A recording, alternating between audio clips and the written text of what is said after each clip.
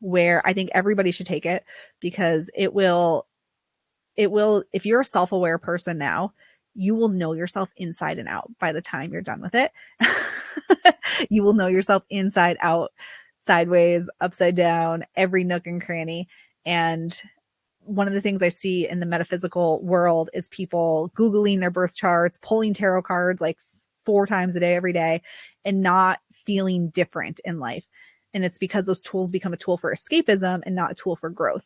And we want you to know thyself, and we want you to feel like, no matter the circumstance, that life is, feeling alive is a possibility for you, and feeling like you can feel the magic coursing through your blood, and that you know that you have some agency in every situation is available to you. We want you to do that. Things will happen that give you the same, it'll be a different thing, same feeling. So then you're able to use the things in holistic witchery, and the 5-eye spiral and conjuring abundance, all of the tools that you have in astrology, to then look at, I have the same feeling I had before in a new and exciting circumstance. And how do I work through this next level and addressing the feeling that never really, the feelings don't go away. They live in your energy forever, and they come out with new circumstances. So holistic witchery, you do again and again and again, because you're a different person every time you do it. And we've had people go through it. We've been doing holistic witchery for 5 years, and we've had people who've done it for at least once a year, all of 5 years.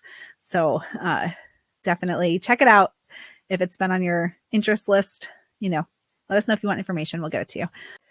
Oh, love, self-love, romantic love, all the love. Happy almost Valentine's Day. We're going to talk today about embracing self-love. And yeah, it's the day of love, y'all, or that tomorrow is, I guess, Valentine's Day. And we're going to talk about embracing self-love this Valentine's Day, because when we do that, our love for everybody else can expand. We have capacity for other people, and everything is so much better. If the word witch makes you feel full of power and excitement, if you love personal development but loathe boring love and light conversation, if a sexy combo of witchery and inner work piques your interest, you're in the right place. Welcome home, Magic Maker, and welcome to Expedition to Soul, the podcast brought to you by the Sisters Enchanted. Welcome into today's episode of Expedition to Soul, embracing self-love. That is what we're here for today. So, it probably seems pretty obvious to you that you've got to embrace self-love. You got to love yourself. But let's talk about why, and why, other than Valentine's Day is coming up, why we're talking about this. So I have been hosting community at the Sisters Enchanted for almost 8 years. Like right around the corner, it'll be 8 years. And if there's one thing I know to be true, it's that at holidays like Valentine's Day, Christmas, Mother's Day, there are always women who are left disappointed. They are left feeling like other people in their life didn't think of them, even though they thought of everybody else. And there's a whole lot of reasons for that. There's a whole lot of thoughts I have on that topic. But this is one of the reasons I want to talk about embracing self-love, because when we are focused so much on all these external relationships and getting love from other people, we lose that connection we have with ourselves. And when we are getting love from within ourselves, we rely on it less from other people. And we're more fulfilled in our own selves. So we're better able to see people for who they are. And some of these people in our lives might just really not think the way that you do, where you might think of prioritizing others, and maybe they don't think that way. So embracing self-love allows you to communicate clearly, set clear boundaries, and set clear expectations for people. If you want roses and candies and all that, when we lead from self-love, then the loving thing for ourselves to do is to communicate that to somebody, and communicate it clearly so that they've heard it, they've received it, and they are fully capable and empowered to act on it, right? When we solely focus on all this external stuff, we lose the opportunity to embrace love for ourselves, which allows us to better love other people. Think about the Lover's card in tarot. This is another way to look at this love piece. The Lover's card in tarot typically depicts two people together. I actually have a tarot deck right here next to me. I'll pull mine out. They happen to be in order because I am missing my death card in several tarot decks, and it's not a mystery. When I used to have an office space, I currently work from home. I worked from home, and then I had an office. Then I worked from home, and then I had a different office outside of home. So twice I've had offices outside of home, with working from home in between. And now I'm working back home again for the last little over a year. And I have a storage unit. And I was teaching a class one day on tarot, and I used the death card as an example. And I took the death card out of a whole bunch of decks that never made it back in. And now they're all in that storage unit. Anyway, this deck is missing that death card. So I happen to have them all in order from that little experiment.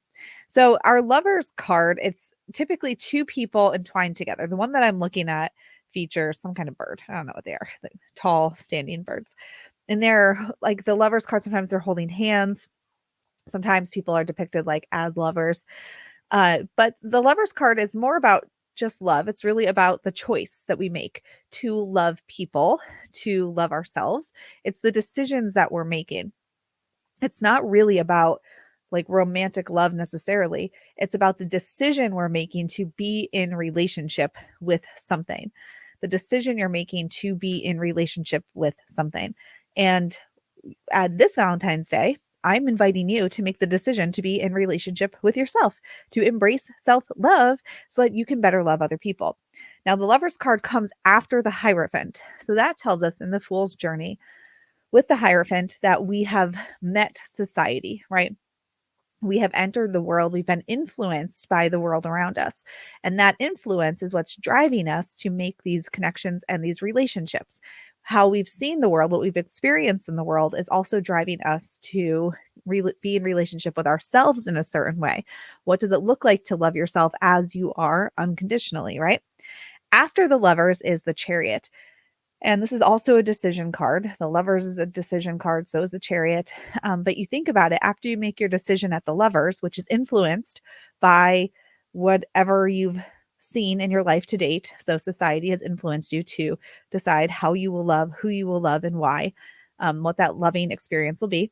And then from there, we have the Chariot, which is everything that comes next. It's like you've made the choice. Now here's what happens. The car starts, it moves forward, and you're on the road, right?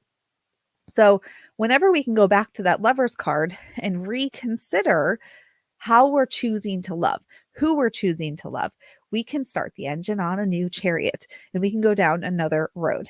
So I encourage you this Valentine's Day to think about embracing self-love as a choice. It's a choice you're making to love yourself fully and authentically so that you can support yourself in loving the other people in your life.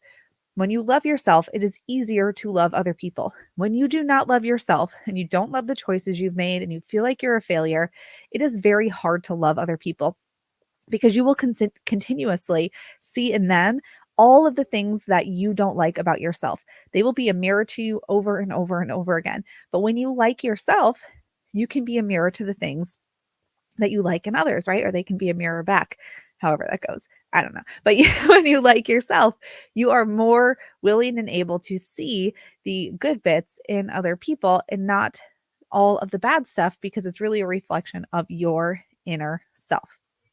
All right. Now, in our free Stay Magic magazine, and you can find this on the blog post for this episode, we actually have a tool for you.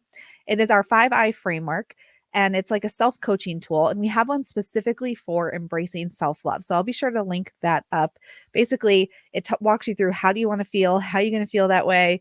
You make a shadow work statement. And it will really help you start with this if you're not sure. If I said something here and you were like, oh my goodness, I feel like that's me, this will help you start to work through it. And it's totally free. So we're going to link it up and you're going to want to get your hands on that. Plus, it'll be on the blog post that goes with this episode as well. All right, a short one for you today, but happy Valentine's Day. Do some love magic. Think about embracing self-love, but also, Love magic is a very powerful kind of magic. Get in there and enjoy that. All right. All right. Enough of me. Okay. Thank you for hanging out with me. Embrace self love. Happy Valentine's Day. Uh, I hope you have a great one. And until next time, I hope that you have an enchanted rest of your day ahead. But wait, before we head out of today's podcast episode, we're going to break for a Ask Me Anything segment. Before we go, we're going to do an Ask Me Anything. And today's question is about releasing expectations, which actually ties in perfectly to what we were just talking about in this episode. How do you release expectations from people? And this question came from a person who is in our community, and I happen to know she's a mom and she's got a husband at home. And I think the question is around like when you release expectation. So you're going to try not to be mad at people for what they do. And then you get really frustrated though, because like there on some level, that expectation just needs to be met.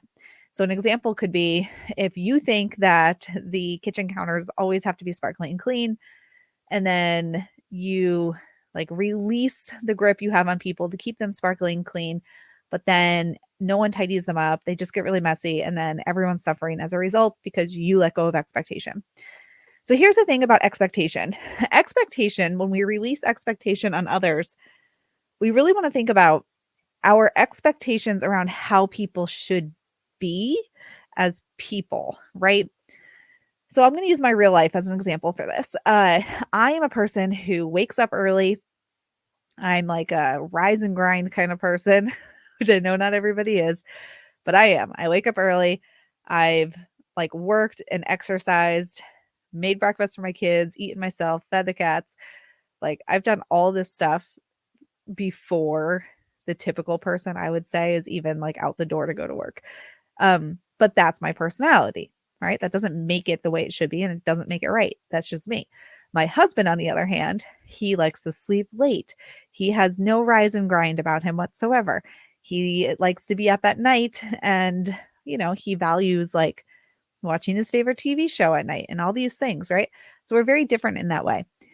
Here's where expectation comes in. If I then start to expect him to be like me, that's not going to work. So when we put expectations on people, consider those expectations as to how you are deciding how somebody should be and whether or not the way they are is right or wrong.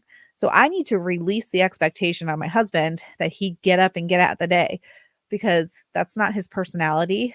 And if I expect that of him, we're just going to be fighting and angry at each other.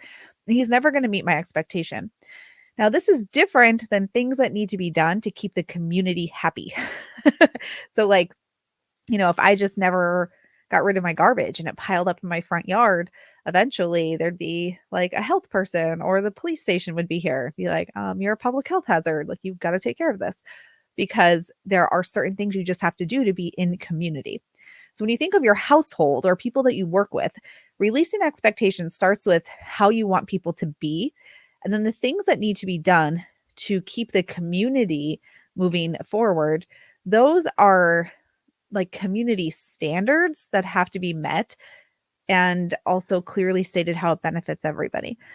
Now, if you've never done something like this before, it can take time to make that transition. So like at work, for example, with my workmates here at the Sisters Enchanted, whenever we start a new expectation or a new standard for how something will be done, it doesn't happen overnight. People forget, they like skip a step, or they say, oh, well, I thought it was more of a suggestion, not like how we do things now.